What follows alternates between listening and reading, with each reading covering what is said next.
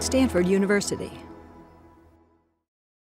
Okay, well, welcome to CS193P. This is lecture six, yes, of fall 2013-14. So today we are going to have a little demo at the beginning. I want to talk to you a little bit about polymorphism with controllers. In other words, using inheritance in the world of controllers. And those of you for whom object-oriented programming is not that facile quite yet, you might be kind of like, oh, yeah, I guess I could subclass my controller. And in fact, you do want to subclass your controller, and it's quite common to subclass controllers. As I said, iOS is kind of all designed around object-oriented programming, so you get to apply object-oriented principles everywhere in the system. So I'm going to show you that today, and that's to help you a little bit get you started on your homework, because what I'm going to ask for your homework is for you to add a second card matching game to your machismo. Now, this second game is almost identical, plays by the same rules and everything. It really just uses a different deck of cards. Okay, that's the primary difference. So you'll obviously have to update your model to have this extra different deck of cards. But your game playing logic and the basic part of your controller is the same. But we don't want to have playing card wired into our controller. So we're going to use inheritance to create a playing card specific one and then keep a generic one that we can share for the other game. So we'll show that at the beginning. Then we're going to dive into how to get multiple MVCs in your application. In other words, how to make your application have more features than you can just fit on one little screen. Okay, and the critical, obviously, to building any kind of complicated or sophisticated app is to be able to expand your feature set. Even though you're talking about being on a device, a small device, a very small screen, that limits how much UI you can put on there at a time.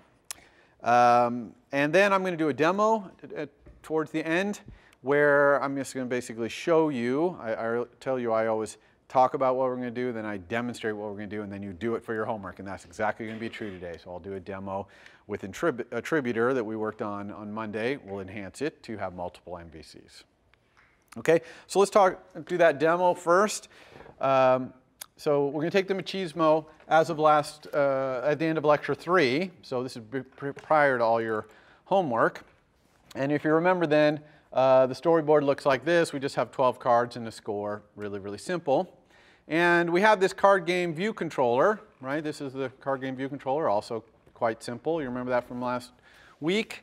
The problem with it, and I mentioned this at the time, is that it imports playing card deck. In other words, this card game playing controller is pretty generic card game player, and if you put other kinds of cards in there, it could probably match them, except for this one line of code down here that causes us to drag in playing card deck and make this card game view controller be playing card specific. So what we're going to do is very simple. We're going to create a subclass of this card game view controller that's specific to playing cards. And then we'll move all the playing card specific stuff into that subclass, and we'll keep this one nice and generic. This card game view controller class is going to be a generic card game matching view controller. Does that make sense what I'm going to do here? Okay, so the way we're going to do that is we're going to get rid of this offending line of code. Okay, this is the line of code that makes this class depend on playing card. And I'm just going to delete it and return nil here from create deck.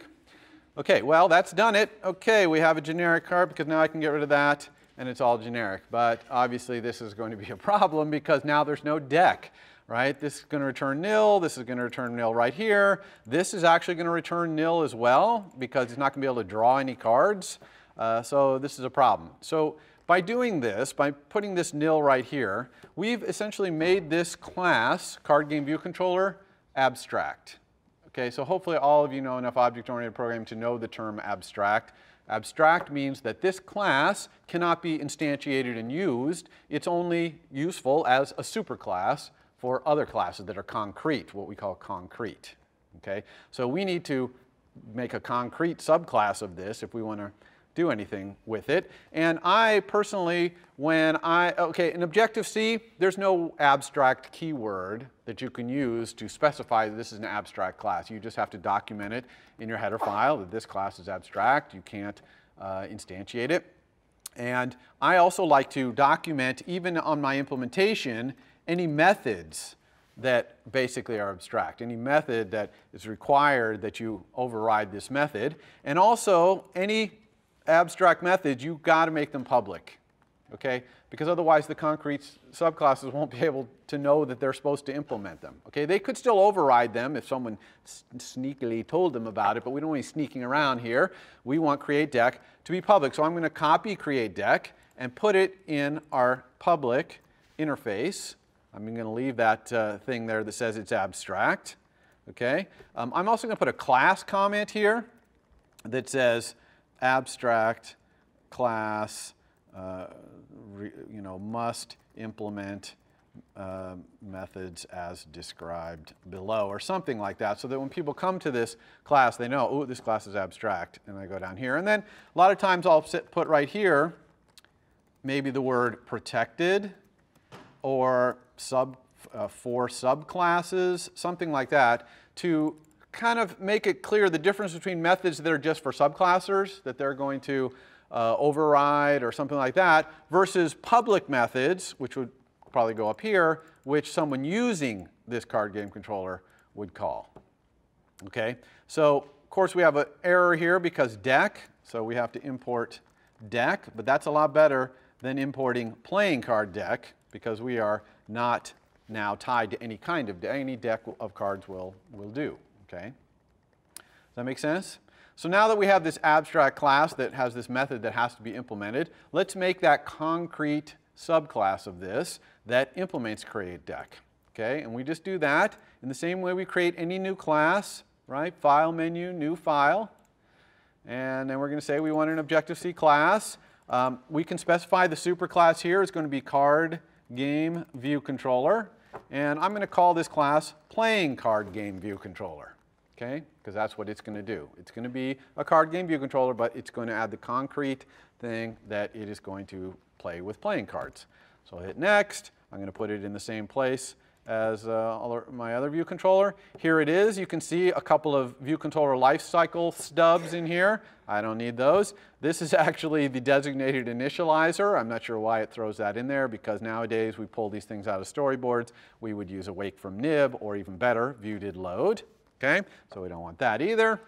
So we have this nice concrete subclass, and all this thing needs to do is implement createDeck. Okay, so I'm going to do that. I'm going to return. Okay, here I do need to import playing card deck, but that's okay here because this class is for playing cards. That's what it's for. So I have no problem doing that. So let's go down here, playing card deck, alloc init. Okay. Bingo, I've created a concrete subclass. It's ready to go. If I were to go back to my storyboard here and run, let's go ahead and run this. I'll do this on the device, why not? See what happens. Can anyone predict what's going to happen if I run this? Is it going to work? No guesses? It's not going to work. I see heads shaking. No, it's not going to work. And in fact, it isn't going to work. And we'll see what it does. Okay, so I'm trying to flip cards, and all these cards, there's no cards here. Okay, and I just made that concrete subclass. What's going on? How come it's not working? Your storyboard's still tied to the abstract class. And that's right. So the answer is my storyboard right here. If I look at this controller is still the abstract one. So it's actually properly not working. Okay, because it is abstract. It has no cards that are associated with it because it has no deck, so it doesn't work. So the question is, how do we tell our storyboard that we want this controller to use the concrete subclass instead of using that abstract superclass? And the answer, very simple. We just select it. We can select a controller either by selecting here. Kind of be a little careful when you click here. This actually selected the top level view. You can see we need the blue border around the edge. There's actually a little trick that you can do when you're selecting things. Let's see if I can remember which one it is. Yeah, command click. Oh, dang it, what is that? There it is. Shift click? No, okay, control shift click. When you control shift click on something, it will actually show you all the things that are under your mouse. So actually, if I control shift click here, is that what it is? Yeah. Then it's showing me the button, which is right in my mouth, then the mouse, and then the view, and then the controller behind it. And so now I can pick which one of these I actually meant to select like that. Okay? So I think it's control shift or something. I can never remember it. Muscle memory. And my keyboard's slightly different than this one. So anyway, so now I've got it selected. It's got this blue thing around it. So now I'm going to inspect it. Okay, I'm going to bring up the inspector. But I don't want the attributes inspector. Okay, I'm going to inspect the identity of this thing. So I go to the identity inspector. That's this one right here. Okay? And if you look at the identity inspector, if you have a controller selected, the very top thing is what class is this controller? And you can see that right now it's card game view controller, the abstract superclass. So if I click here, I can either just type playing card view controller, or it could be in the list right here. So if I scroll around, you can see some other classes that are in iOS. And here's our playing card one right there.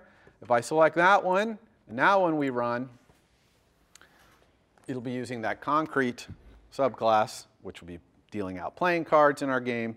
And so we're back to having this work. Okay? Everyone understand what we did there?